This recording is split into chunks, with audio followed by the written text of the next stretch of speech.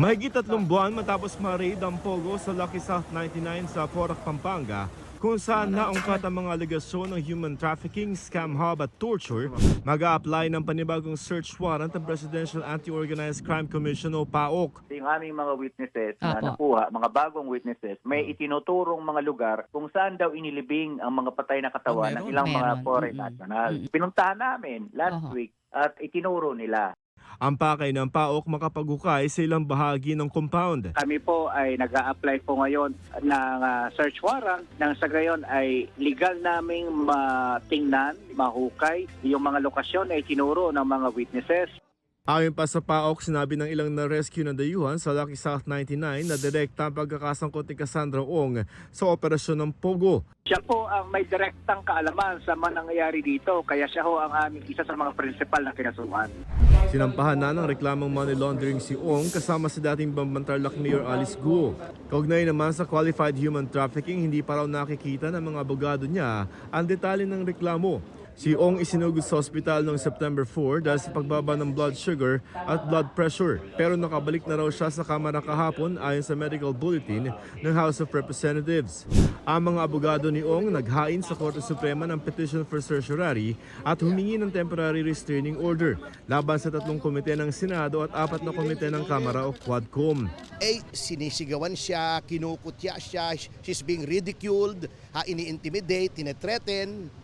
May mga very insulting words na sinasabi po sa kanya. Kayo naman po mismo ang mga saksi nito.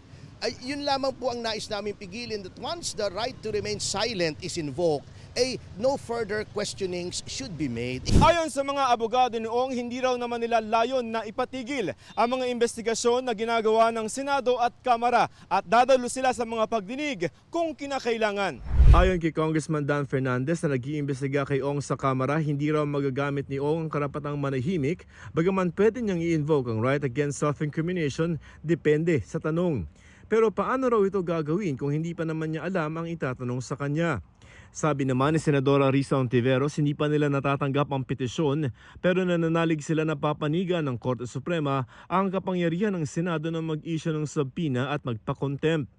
Ayon sa PAOK, mas lumilinaw na ang koneksyon umano ni Alice Guo sa mga dayuhang boss ng mga sinalakay na Pogo sa Bambantarlac at sa Porac, Pampanga. Ang mga dayuhang big boss kasi ng Lucky South 99 na mga tumulong umano kay Guo na magtago sa Singapore at Indonesia. Ito ang aming aligasyon at mapapatunayan sa mga ebidensya at testimonya namin na silang dalawa, Porac at Bamban, belong to one criminal organization. Ang kanilang kinita dyan sa Lucky South 99 ang siyang naging seed money para may pagpatayo at makapagsimula ng operasyon sa Bamban.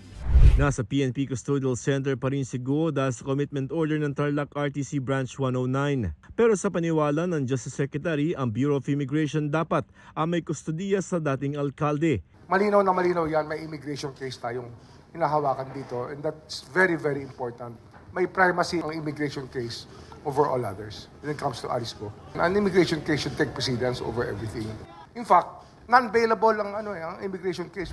Maraming paglabag-an niya sa immigration law si Guo. Fake passport, her being an alien actually, trying to pass herself off as a Filipino. I think that's a very major violation of law within our country. It's really an immigration matter, possible deportation case, but considering that she's an illegal alien, pagka malinaw na lahat, she should be with immigration. Wala pang tugon tungkol sa deportation case ang abogado ni Guo. Para sa GMA Integrated News, ako si Joseph Morong, ang inyong saksi. Nagmamahal po sa akin na Hindi yun ang tanong ko. Hindi yun ang Sen tanong ko. Joel, with your indulgence, Hindi yun ang tanong ko. before we go further into this topic, para lang ma-settle itong